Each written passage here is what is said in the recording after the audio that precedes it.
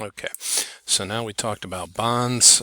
Chapter 8, we're going to talk about stock, the other side of our financial market. So we talked about the debt side, now we're looking at equity. So here we're going to explain how stock prices depend on future dividends and dividend growth, show the value of the stock using multiples, lay out different ways corporate directors are elected. We're going to leave that in the book. You can read that in the book. We'll skip talking about this and go straight to the markets with the videos. Okay. We're going to talk about common stock valuation, some features of common and preferred stock, and the markets. Okay. So if we buy a share of stock, how do we receive cash? We receive cash in two ways. First off, the company pays dividends, and then we look at the stock price when we sell the stock. Just like with bonds received coupon payments, the interest payment, and the face value at maturity. Okay. The difference being with bonds, it was more of an annuity in the fact that the payment was always the same. The coupon payment was always the same. With stocks and dividends, we're hoping the company's growing from year to year, quarter to quarter. And if that's the case, then the dividend will be different each time we get that. Okay.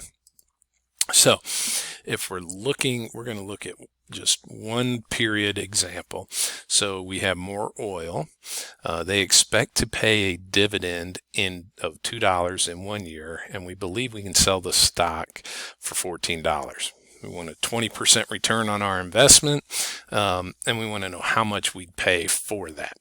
Okay, we can use the equation here, but I prefer to use timelines. So a year from now, we're going to get our $2 dividend, and we're going to be able to sell it for $14. So we have a total of $16.